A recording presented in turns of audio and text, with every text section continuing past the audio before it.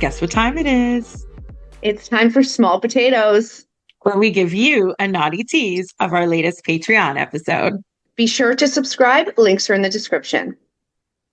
Because it really reflected kind of the ugh I felt after really scanning her page. So this one is from Blondie Saint something. It cuts off, and for the life of me, I can't remember her profile. But the at is redhead cunt CXNT to follow the guidelines. But I love this because it's like, it says specifically, sorry, but internet sex work influencer mentors almost universally start charging for advice because they're not getting money for like that for themselves. Mm. So, like, don't fall for it because they inherently are not top earners. And I was like, bingo. Because if she's making 4 grand an hour from clients and potentially making 400 bucks off some brand new sex worker or an experienced one who just thinks talking to her will make her more money all of a sudden, what the math doesn't math there.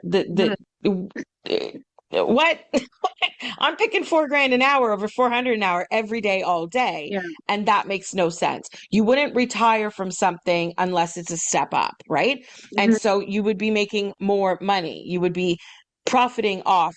It's one thing if you do a workshop and everybody's paid 400 bucks to get there or to be there, right? Like Yeah. there's a lot of pieces to this that I just thought, oh, this is so predatory. If this was a man, people would be livid even more, right? Because Mhm. how dare you be charging sex workers for Right. information that they can just ask their coworkers or learn on their own or ask somebody else, not like some predatory dude. It's like, I think it come to seems my really like, apartment and I'll tell you about it. Like, yeah. ugh. I think it seems really like clickbaity, like become a high Yep. paid escort in 28 days. Like anyone in desperation, that sounds really appealing. Like, sure, I got 28 days because I'm unemployed, but I mean, I don't like the whole premise of it to begin with, but at minimum, at least if you're giving good advice, and that might change depending on where they live. It might change depending on, like, there's a lot of variables. I don't think you can build a sex worker in 28 days. And I mean, we've Right. trained thousands of girls at this point, and there is an it factor. And when 100%. you see it and you know she's going to take the information you're giving her and run with it.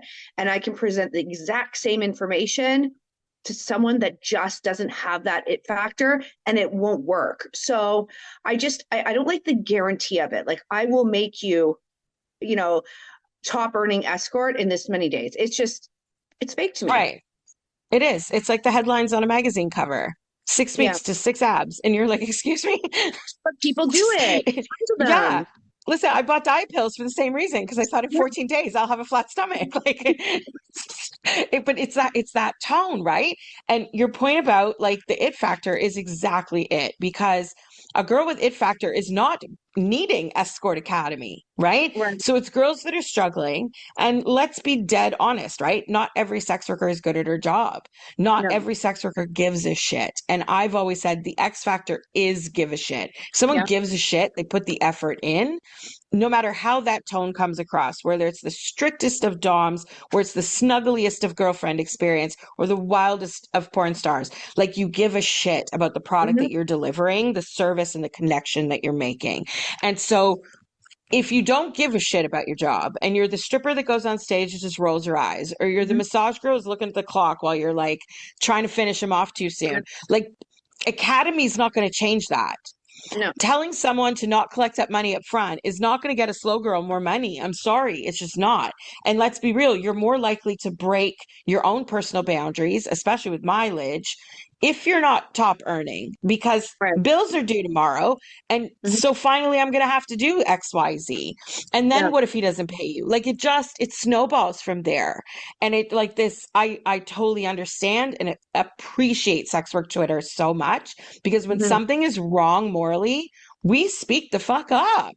We Right. absolutely speak the hell up. I personally commented under Isabel's post because I was like, Okay. this is the stupidest, most harmful and dangerous advice I've ever heard. Stop immediately.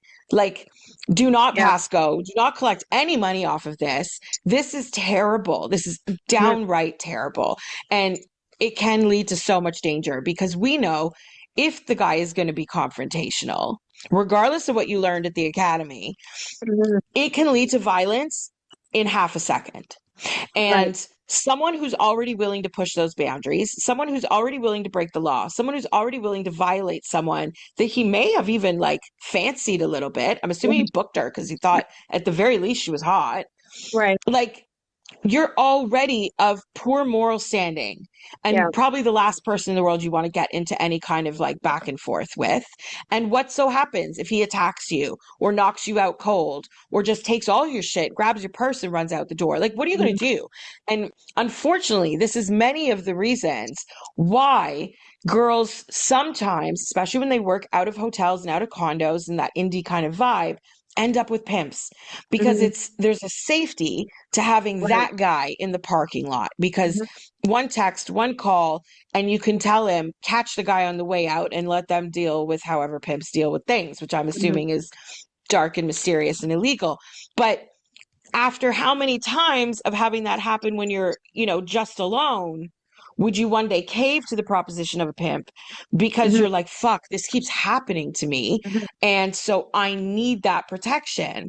And we recently, you and I, we might actually do an episode about this, talked about there's a guy that goes around Toronto that loves to text sex workers. He gets their numbers off their ads, and tries to pimp proposition them. And he Right. uses really bizarre jargon, makes it seem like it's really cool, like be part of my club because my girls make this much money with all these like bag emojis, money bags. Mhm. And it's like, you want your summer of what was it? Hot girl summer and like the Right. summer of Brett. Make this your Brett, your season of travel. And like he goes with all this jargon and stuff that girls fall for it left and right. And Mhm. so would you be more likely to be like, you know what? I fucking need the help because you started off on such a dangerous foot to begin with the best of intentions, paying this woman Mhm. however much money to get this terrible fucking advice. Like it Mhm. just it leads to predatory